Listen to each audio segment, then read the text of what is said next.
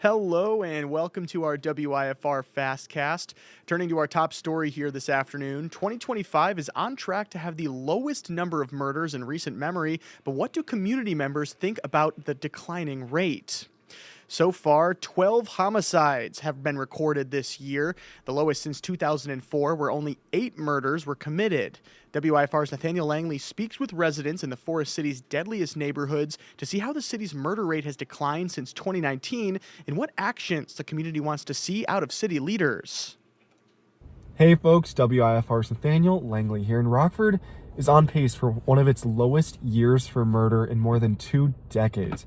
But in addition to looking into the numbers with all this, we're going door to door and speaking with those who used to live in some of the deadliest parts of the city. Be sure to tune in later today on WIFR and eventually WIFR.com to see if these residents are seeing the numbers also decline. Ogle County deputies look into a fatal crash in rural Dixon that killed a 32-year-old driver Monday afternoon. According to the Ogle County Sheriff's Office, Anthony Frey was heading southbound near the 7,000 block of South Ridge Road north of Grand Tour when he crossed the center line and hit a box truck.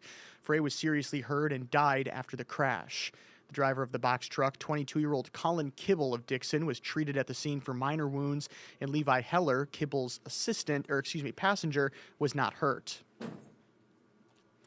An Illinois law set to take effect Thursday eliminates waiting periods for missing person reports. The bill requires police to file a missing persons report to the National Missing and Unidentified Persons System after they've been missing for 60 days. The report also requires the person's photo, fingerprints, dental records, and other information. WIFR's Shrikar Rajendran talks to lawmakers about how the law will impact the community. And Illinois will become the 30th state to make cocktails to go permanent after Governor J.B. Pritzker signed a bipartisan law to give a boost to restaurants and bars. WIFR reporter Alyssa Kelly dives into the legislation, learning why some call this a major win for the Prairie State. Those who prefer the calmness of their own home rather than a crowded bar can be excited for the new year. A law set to take effect in July allows restaurants to permanently sell cocktails and mixed drinks for delivery and curbside pickup. And our restaurants and bars, are the foundation of every neighborhood throughout the state of Illinois. Initially introduced during the pandemic to boost restaurants, the law was set to expire. But provisions made to the bipartisan bill made it through the legislature and to Illinois Governor J.B. Pritzker, who signed it into law December 12th. So we were very, very happy. The Illinois Restaurant Association calls the legislation a major win for Illinois, explaining it is a vital source of revenue. Our independent restaurants now can invest more money into products to deliver cocktails to go. They'll put it on their menu permanently. You can get a margarita and guacamole to go. You can get an old fashioned and a steak dinner to go, delivered to your house. Sam Toya, the Illinois Restaurant Association president, adds it's also a critical lifeline as businesses still face rising costs, tariffs, and labor shortages. We're very grateful. Winnebago County Sheriff Gary Caruana says a change in the legislation is fine, but reminds people to be aware of the specifics in it. They can't consume it. The law has not changed that they can consume it while driving. Obviously, you do have the laws with DUI. That still comes into play. We'll evolve, and we'll make sure we're doing the right things, but I want the community to understand, please do the right things also. I don't want to see anybody get hurt. I don't want to see anybody get killed. In the state line, Alyssa Kelly, WIFR News. And Pritzker signed that bill into law Friday, December 12th. It will go into effect July 1st of 2026. Supporting the work of local artists for the past 4 decades, J.R. Cortman has become the longest-running retail establishment still operated by the original owners in downtown Rockford. Owners Doc Slakowski and Jerry Cortman say when shoppers choose to support local business, it helps keep creative spaces afloat and contributes to making downtown feel special. WIFR's Bria Walters speaks with the pair, discussing how things have changed over the 40 years they've been in business and what they think of the art scene here in the Forest City. And we've certainly seen a sharp turn in the temperature department compared to what we were at here this weekend. Let's take a look out there at our 10-day forecast. So, taking a look at how things stand out there right now, you can see in the bottom right-hand corner of the screen, we're currently sitting at about 18 degrees. And taking a look at our Tuesday, it does appear we are about to get about 5 degrees warmer here at some point throughout the day.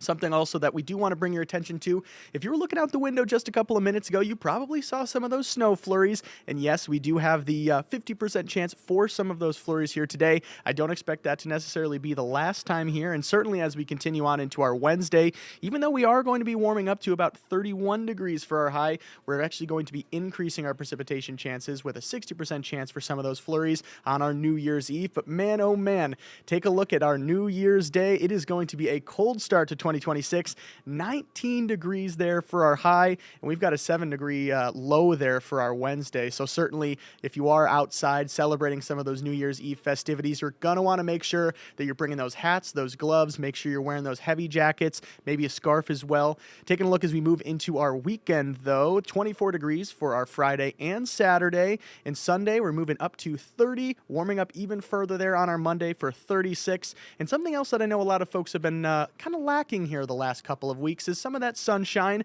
Glad to see that we're going to have plenty of that here coming back in full force as we continue on into our beginning of 2026. Moving along, though, into Tuesday, 31 degrees for our high there, going back down a couple degrees there Wednesday for 29 and 30 for our Thursday. That being said, of course, this isn't going to be the coldest that it's going to be here throughout the remainder of this winter season. The best way that we can keep you updated on days like that are by downloading our WIFR First Alert weather app. Of course, we love having you guys watch our shows on the air, but this is the best way that we can get that accurate information out to you wherever you are. All you have to do is just scan this QR code, and it should take you to the Google Play Store if you have a Samsung, or the Apple App Store if you have an iPhone. But you're also going to see another app there, and that's our WIFR News app. You can also scan this QR code. They are two separate apps, but what you're going to want to have essentially, as we're heading into this next year, this is the best way we can send any sorts of updated articles out there, whether it's weather related, of course, with our First Alert weather app, or anything crime related, or really anything that's going on out there in the community. We want to make sure that we can get that information out to you wherever you are at a moment's notice. Now, those stories that I mentioned here just a couple minutes ago will be coming up in our shows at 4, 5, 6, and 10. And of course, like I mentioned, make sure you're getting the latest news both in the state line and across the country by downloading our smartphone apps. But we also want you guys to download our streaming apps for those big TVs that you guys have behind you. We want you guys to download it on Amazon TV, Roku TV, and Apple TV as well. Thank you so much for watching. Stay warm out there, and we'll see you coming up here in just a little bit for WIFR News First at 4, as well as our next FastCast coming up at 3:30. Thank you so much for watching.